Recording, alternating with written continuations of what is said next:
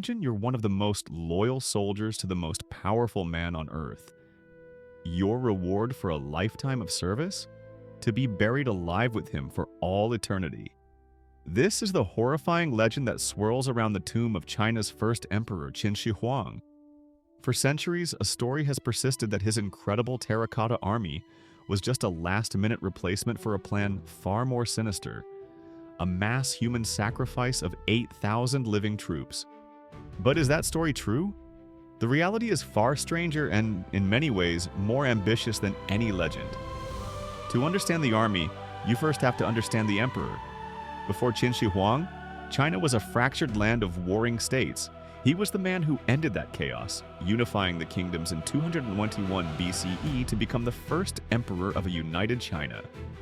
He connected the country with a vast network of roads, standardized currency, writing, and measurements, and laid the groundwork for what would become modern China. But his methods were brutal. His rule was guided by a philosophy of strict legalism, and he was an autocrat known for his ruthlessness. Historical texts even claim he ordered Confucian scholars to be buried alive for disagreeing with him. This reputation for cruelty is a key reason the idea of a mass human sacrifice seems so plausible. Above all else, Qin Shi Huang was a man consumed by one thing: a terror of death. He survived at least 3 assassination attempts, which only deepened his paranoia and fueled a desperate obsession with finding the elixir of life to achieve immortality. He sent expeditions searching for mythical islands of immortals and consumed substances like Mercury that he believed would extend his life. Ironically, they likely poisoned him and hastened his end. This fear of death extended to the afterlife.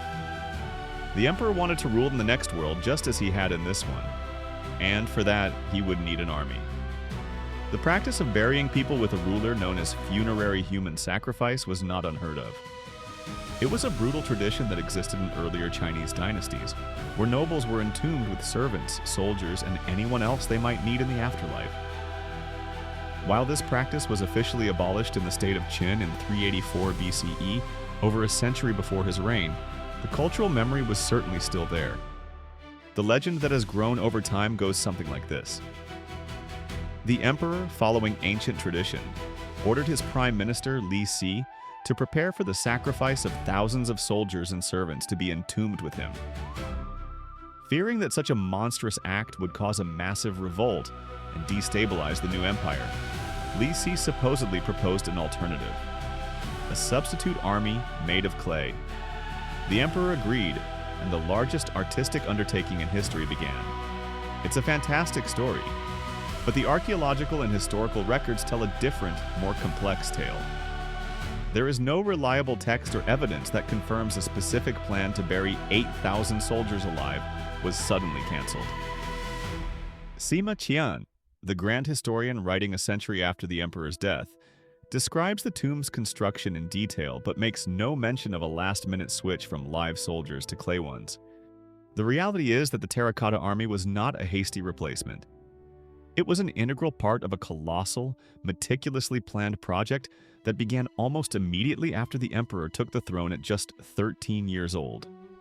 The construction of his mausoleum wasn't a late-in-life decision. It was a nearly 40-year obsession that involved a staggering 700,000 laborers, conscripts, and convicts. The creation of the clay army was an evolution in funerary practice, a pragmatic choice that preserved the emperor's fighting force while still providing for his afterlife. However, this doesn't mean the emperor's burial was a bloodless affair. Sima Qian's records do describe horrific sacrifices. He wrote that upon the emperor's death, his son ordered that all of the emperor's concubines who had not borne children were to be executed and buried with him. Archaeological discoveries of tombs near the main mound, containing the remains of numerous young women, seem to offer grim validation for this claim. And in a final act of brutality, the historian claims that after the funeral, the inner gates were closed, trapping and sealing all the artisans and laborers inside to die to protect the secrets of the tomb's treasures and traps. The true story of the army's creation is a saga of human ingenuity and immense scale. The workforce was a mix of government artisans and forced laborers, all organized into a sophisticated assembly line system. The soldiers were not carved from single blocks of clay. They were manufactured in parts. Torsos, arms, legs, and heads were mass-produced using a limited number of molds. These components were then assembled, and it was at this stage that the magic happened. Master craftsmen would apply custom details by hand, adding clay to shape unique facial features, hairstyles, ears, and expressions. This process is why it is often said that no two warriors are exactly alike.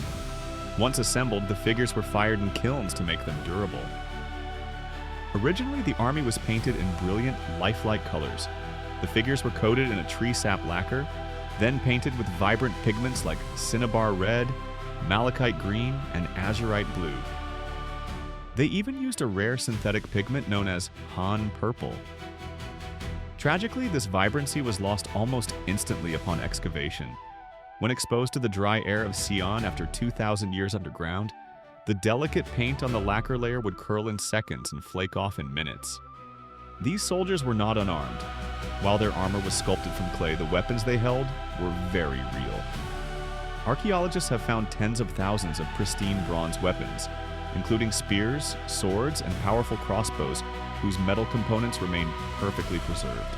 This incredible army is just one piece of a much larger puzzle. The warriors stand guard in 3 large pits, positioned to the east of the Emperor's tomb mound to protect him from the spirits of the conquered states. But the army is part of a sprawling necropolis covering nearly 22 square miles, an entire underground empire designed to mirror the real one.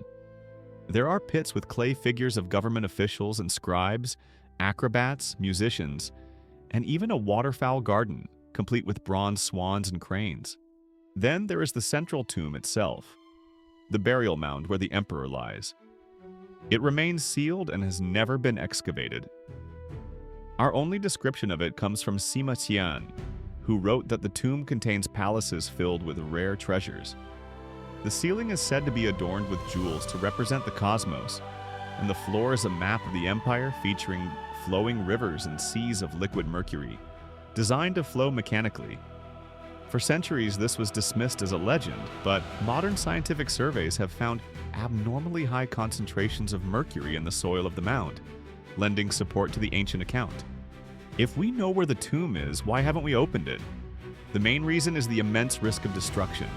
Current technology cannot guarantee the preservation of fragile artifacts like ancient silks or painted surfaces once they are exposed to air. The presence of toxic mercury vapor is another concern, but the primary barrier is the certainty of irreversible damage. The story of the Terracotta Army isn't a simple tale of a cruel emperor changing his mind about burying 8,000 soldiers. It's a compelling story of a leader who unified a nation, then funneled its entire industrial and artistic might into a singular, obsessive goal: to conquer death itself. He didn't just want an afterlife. He wanted to take his entire empire with him. The Terracotta Army was the ultimate expression of imperial power, an eternal guard for an eternal emperor, still standing watch over secrets we may never fully uncover. What do you think lies inside the emperor's sealed tomb? Let us know in the comments below, and for more deep dives into the collision of history and myth, make sure to subscribe and hit that notification bell. Thanks for watching.